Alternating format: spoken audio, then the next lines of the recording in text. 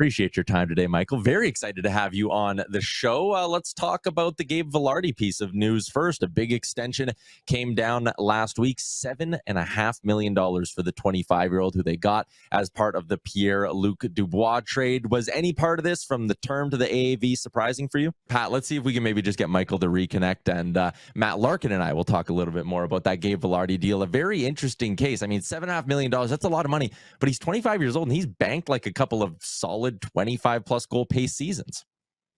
Yeah, I actually like the deal. And I feel like this is my constant refrain this offseason, and I'm sorry if it's getting tired, but we have to understand that it's time to sort of reevaluate what all these numbers mean, because the cap is going up so much. So $7.5 million is not that much in a couple of years when the cap's 113.5 for someone who's become a pretty reliable 25 plus goal scorer. And Vilardi's been a pretty cool story. Someone who in his draft year, there were concerns about his skating. Then in his early days with the Kings, it was, okay, is his back going to hold up? Is this going to be someone whose career is shortened by back troubles? And he sort of found his way. Still, he has to kind of prove he can be durable year after year, but he's definitely established himself as a frontline NHLer, power play threat as well, and just, I think, a really smart player, a brainy goal scorer. So I actually like this deal. All right, we got Michael back. He's ready to go. So I'll float you the question. Anything surprise you from the 6 years to the $7.5 million AAV? Yeah, you got me now. The surprising part, I think, was the years. Maybe not a total surprise. You just weren't really sure what it was gonna be. Would it be 4? Would you want to take a short-term deal? 6, really nice number for the player and the team. For Vilardi, he's a player. He hasn't played a full season, never played 82 games. He was on his way last year to a career year, and he did have a career high in points, 61 in 71 games. But the knock on him in LA was, he couldn't stay healthy, and he had an injury in 23-24 off the bat last year.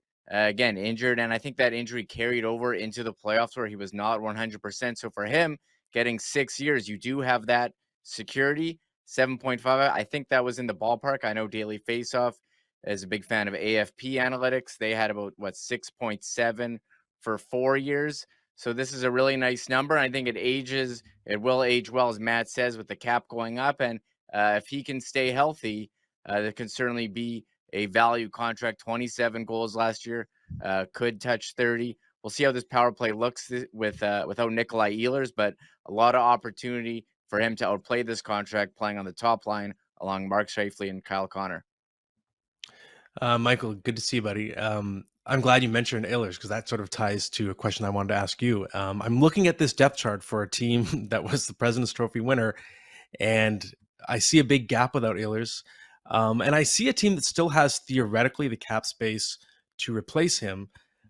So do you anticipate that Kevin Cheveldayoff is going to make another move for a top 6 forward, or have we reached kind of, okay, what we see is what we get with this group? Yeah, I think the Winnipeg Jets are going to look. Their roster is going to take a step back here without Nikolai Ehlers. Huge secondary scoring. You saw that speed, his ability to enter the zone, and finally this year they moved him to power play 1, and their power play was the number 1 power play in the NHL.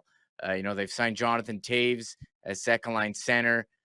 I think there are a lot of unknown there in terms of what he can bring after his layoff. And Gus Nyquist had a down year last year, career year 2 years ago. Can he be somewhere in the middle and provide some secondary scoring? But the thing is, with either of those players, not exactly the fastest in the league. So the Jets are going to lose some speed without Ehlers, and we'll see how they rebound. As far as adding more players, I think this is going to be it for now.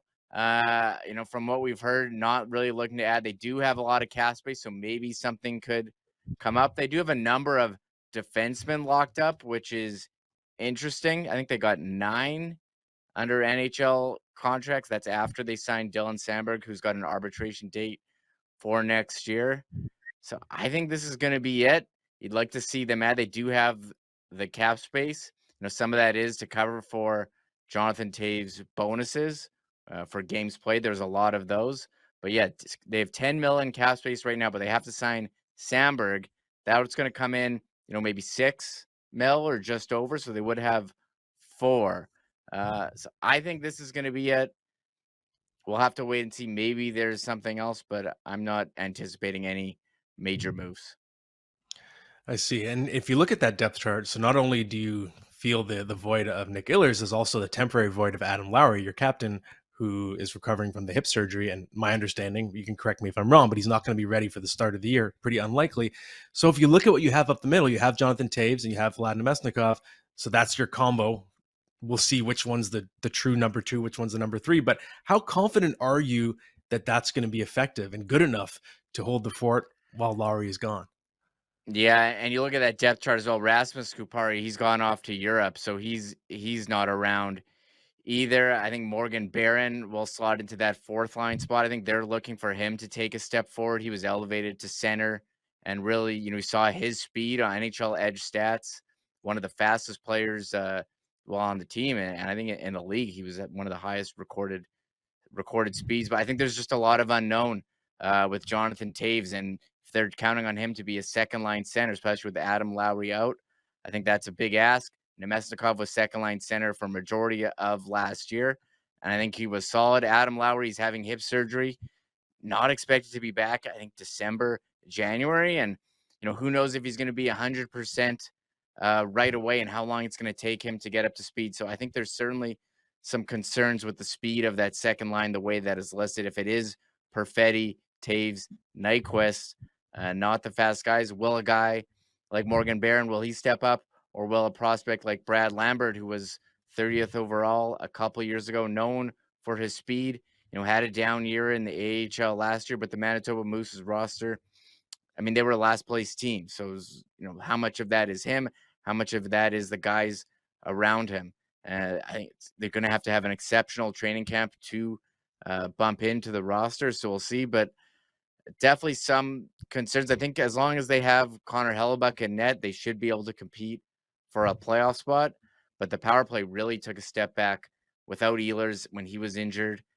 And again, with him not on the second line, I think they will take a step back. How could they not be a worse team without him? But I think they'll still be pretty good. And I did agree with Tyler's rankings, where he had the Jets as number 2. Sorry, Matt, you had the Jets at 4 behind Montreal and Toronto. I mean, I do think, like, I'm looking right now at their over-under for next season, because we're going to talk betting in the last couple minutes of our show. The line is set at 97.5. Like, the Jets will take a step back, but a 19-point step back, like, that feels a little extreme, doesn't it, Michael? Oh, yeah. Oh, jeez. Well, last year was a career year. I mean, it was a record-setting season for franchise record for points. So I do think expecting that again would be tough. And Connor Hellebuck, again, a great year. Will he be able to replicate that? I think he should.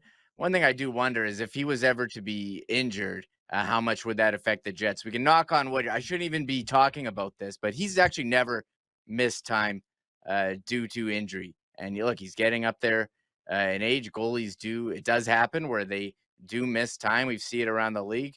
And I think that would hurt the Jets significantly. He was the league MVP, and that's why.